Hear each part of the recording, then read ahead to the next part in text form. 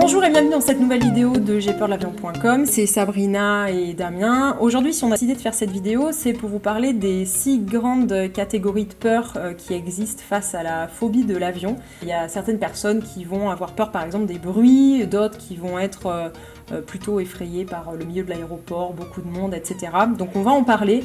Et pourquoi on a décidé de faire cette vidéo tous les deux avec Damien? Tout simplement parce qu'on a fait paraître un petit sondage il n'y a pas très longtemps pour demander aux gens qui ont peur de l'avion quelle serait pour eux la meilleure solution pour remédier à ce problème-là. Et nombreux sont ceux qui ont répondu qu'ils aimeraient parler à un pilote de ligne en fait.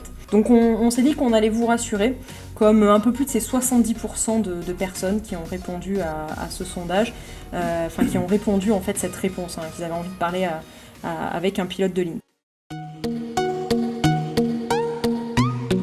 On va commencer par la première catégorie de peur, on va parler des ignorants. Alors ça n'a rien de péjoratif, mais les ignorants, grosso modo, c'est ceux qui savent pas, et qui ont peur de l'inconnu. Et en l'occurrence, un truc inconnu dont beaucoup de gens parlent, c'est les fameux trous d'air. Donc comme ils savent pas ce que c'est, ils appellent ça des trous d'air, mais en réalité, ça n'a rien à voir. Donc qu'est-ce que c'est en fait réellement les trous d'air ? Oui, les trous d'air, en fait, ça n'existe pas. Il n'y a pas plus de trous dans l'air que dans l'eau, parce que l'air, c'est un fluide tout comme l'eau, en fait. Donc, en fait, les trous d'air, c'est ni plus ni moins que des turbulences, comme un bateau qui navigue sur des vagues, sur une mer un peu agitée. Donc, l'avion va suivre les mouvements de la masse d'air et bouger de la même façon, sauf qu'en fait, on ne voit pas ce qui se passe à l'extérieur, parce que l'air, c'est quelque chose d'invisible et d'impalpable. C'est pour ça que ça fait peur aux gens. En fait, l'avion suit les mouvements de l'air, un peu comme le bateau suit les mouvements des vagues, quoi. Exactement, en gros, c'est ouais. un peu ça. Ouais. Ok, d'accord. Donc voilà, donc il n'y a pas de trou d'air. Donc vous inquiétez pas, l'avion va pas tomber dans un trou comme ça d'un seul coup, c'est juste qu'il suit le mouvement de l'air qui n'est pas rectiligne. Ensuite, on va parler des terriens. Alors les terriens, c'est des gens qui ont tendance à préférer être vraiment accrochés au sol parce que dès qu'ils n'ont plus les pieds sur la terre, ils sont pas à l'aise. Donc ça va être des gens qui vont avoir peur du décollage ou tout ce genre de choses. Et surtout qui vont se dire mais comment ça se fait qu'on puisse voler, qu'on puisse tenir en l'air. C'est tellement des gens qui sont bien juste quand ils sont au sol que pour eux, c'est un concept vraiment pas évident de comprendre comment un avion aussi lourd que ça peut voler. Donc est-ce que tu peux m'expliquer rapidement comment un avion, ça peut tenir en l'air? Alors un avion, en fait, il tient en l'air grâce à la vitesse, en fait. C'est-à-dire que pendant le décollage, les moteurs vont accélérer l'avion jusqu'à atteindre la vitesse minimale pour qu'il puisse décoller. C'est-à-dire qu'en fait, la pression de l'air qui va s'exercer sur les ailes va permettre de créer un phénomène qui s'appelle la portance, un phénomène en fait d'aspiration sur la partie supérieure de l'aile qui va permettre à l'avion de tenir en l'air.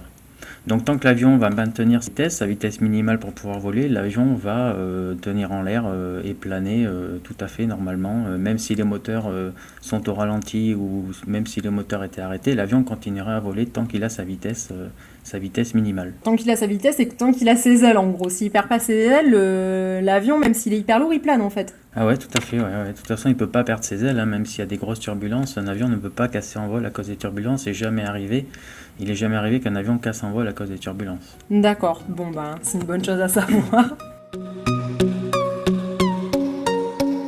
Ensuite, on va parler des décideurs. Alors, les décideurs, comme le nom l'indique, c'est des gens qui ont tendance à vouloir décider de tout, à tout contrôler, à vouloir tout savoir.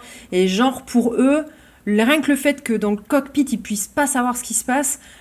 Donc est-ce que tu peux me raconter vite fait pour ces gens-là, pour tous les décideurs qui nous regardent et qui se disent mais qu'est-ce qu'ils font les pilotes là pendant qu'ils sont en train de voler, ils dorment ou quoi, les instruments, comment ça se passe, en gros ça marche comment un cockpit Donc en fait dans un cockpit il y a toujours 2 pilotes. Ouais. Et les systèmes de l'avion sont doublés voire triplés, sont redondants même au niveau des moteurs et au minimum 2 moteurs sur un avion.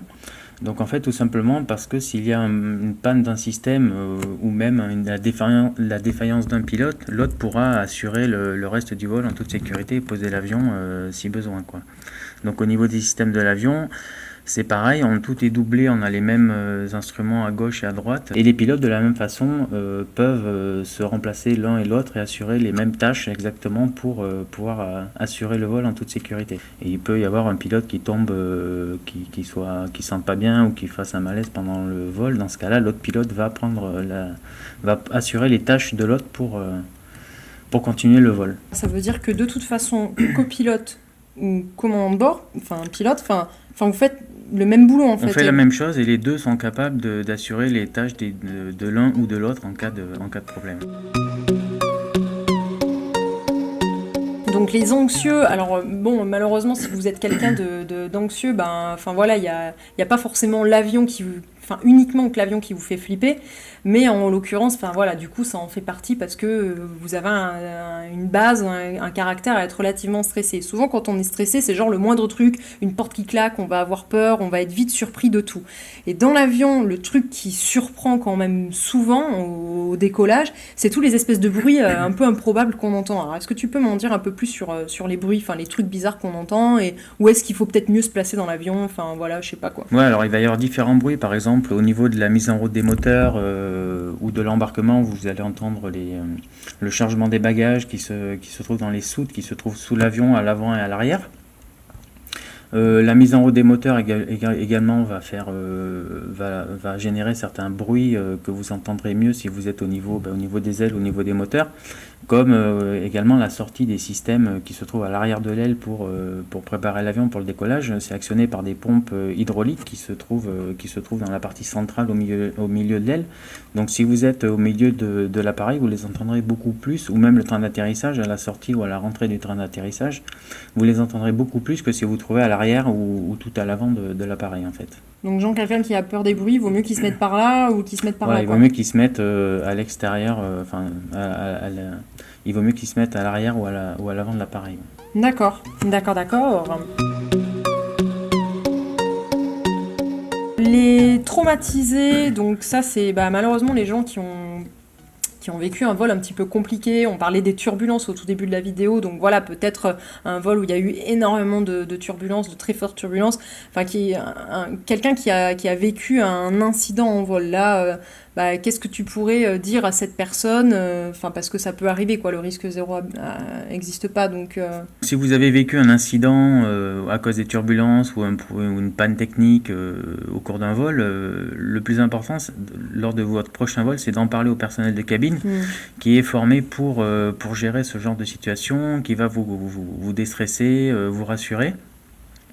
Mais ce qu'on sait des statistiques, c'est qu'il y a environ une chance sur 1 million de vols, je crois, pour qu'il y ait un incident, pour qu'il se passe un incident au cours d'un vol. Donc si vous avez déjà eu un incident, c'est très peu probable que vous en viviez un autre dans les vols qui vont suivre. Hein. Même moi, j'ai 8000 heures de vol, j'ai eu quasiment, sur un avion de ligne, j'ai eu quasiment aucun incident grave. Après, des petites pannes mineures, ça arrive de temps en temps, mais ça, même les passagers s'en aperçoivent pas parce que c'est vraiment transparent. Et ensuite, la dernière catégorie de peur, alors on l'a mise en dernier parce qu'elle n'est pas vraiment liée directement à la peur de l'avion, quoi, à la phobie de l'avion. En fait, ça va être d'autres phobies, c'est-à-dire des gens qui ont une autre pathologie, donc vous en faites peut-être partie. On va prendre l'exemple le plus courant, en fait, c'est les claustrophobes. Voilà, si vous êtes claustrophobe, vous n'avez pas peur directement de l'avion, vous avez juste peur d'être enfermé en fait dans l'avion, parce que voilà, de toute façon... rien que le fait de prendre l'ascenseur, ça va vous faire flipper également. Donc voilà, c'est pas lié directement à l'avion, mais par exemple, pour ces gens-là, qu'est-ce qu'il est possible de faire ? Est-ce qu'il y a des trucs aussi, des astuces ? Tu parlais tout à l'heure du bruit qui valait mieux se mettre devant ou derrière et pas au milieu. Donc là, voilà, quelqu'un qui est claustrophobe, qu'est-ce qu'il doit faire pour être un peu moins stressé dans l'avion, quoi ? Les claustrophobes, en fait, je leur conseillerais de se mettre plutôt à l'avant de l'appareil, au niveau de la porte d'accès, et toujours bien sûr de le dire au personnel de cabine qui va les placer à l'endroit où ils souhaitent, en fait.